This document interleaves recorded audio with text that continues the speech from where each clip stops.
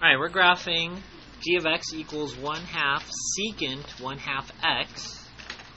You're going to change secant to cosine, because we know how to graph cosine, and then we can just graph above it or below it. I'm going to write my letters, a cosine b x.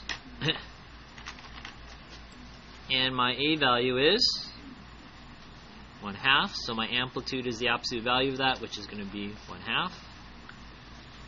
My b value is going to be, you can drop the parentheses because you don't really need that. Your b value is going to be 1/2.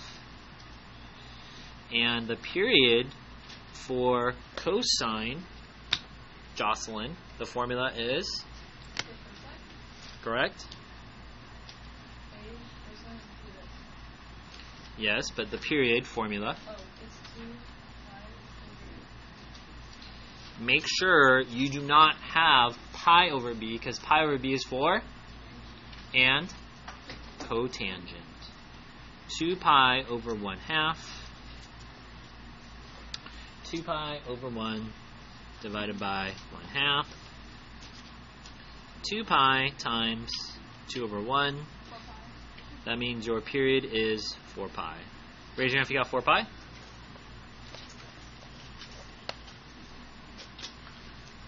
C value 0, so no phase shift. D value no vertical shift. And I wanted to prove to you why you can always still use the intervals, the inequalities. Everything to the right of the trig function.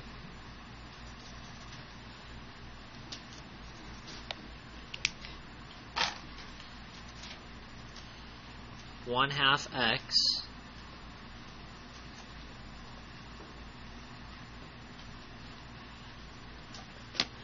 Class, how do you get rid of the 2? How do you get rid of the 1/2? You're going to multiply by what number? 2.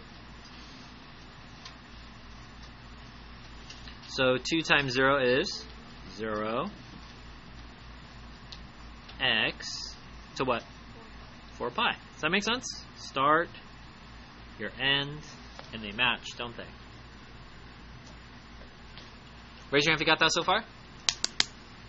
Alright. So that should have been review so far. Now we're going to graph it.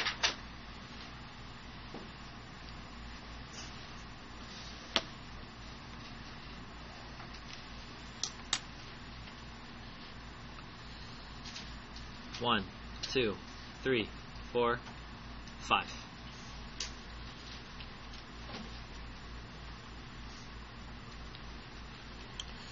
And then I'm going to start at 0, and I have 4 pi. Class, the midpoint of that is what? 2 pi here, and here. 3 pi. Now I'm going to find my 5x values.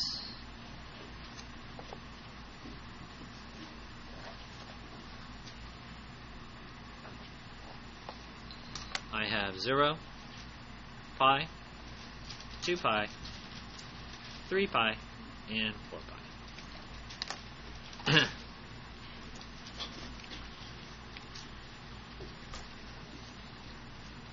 Alright. Now, although we are graphing secant, we are actually graphing cosine, and then it's just above it or below it. Okay? So, I have my x values, now I'm going to multiply by 1/2.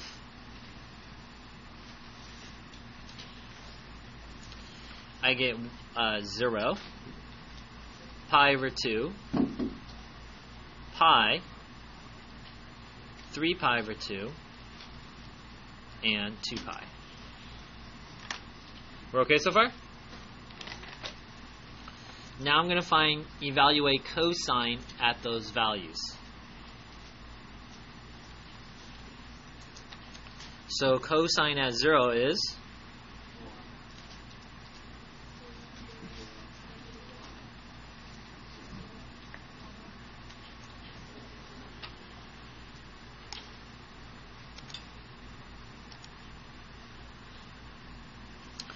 And then now we're going from right to left, or PEMDAS.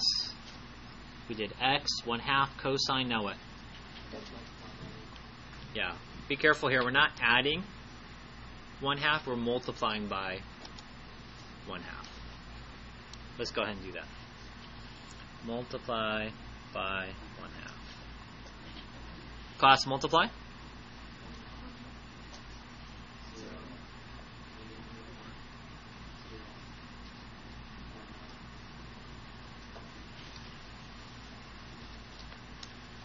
Okay, so the highest point we have there is what?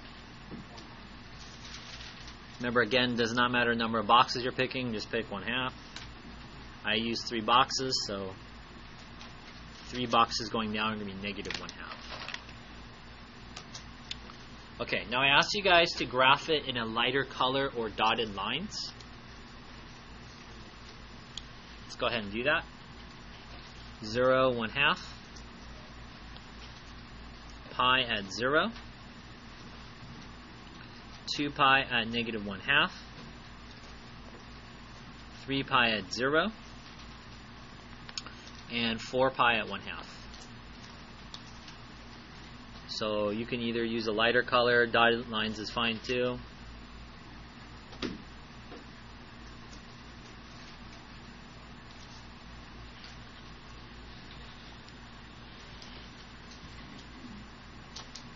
Can you see it?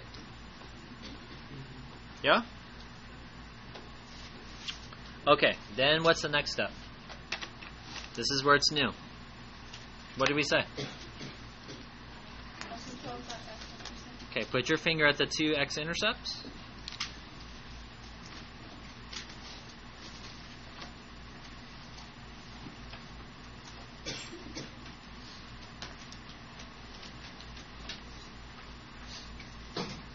And then what does your direction say? So look between your asymptotes. This one is concave up, so this one's going to be down. If you wanted to do on this graph, it would be above.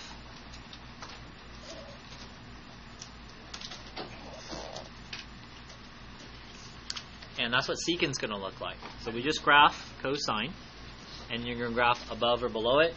You could go back and erase the pencil mark if you had yours, but I think you can kind of see why you get that particular graph.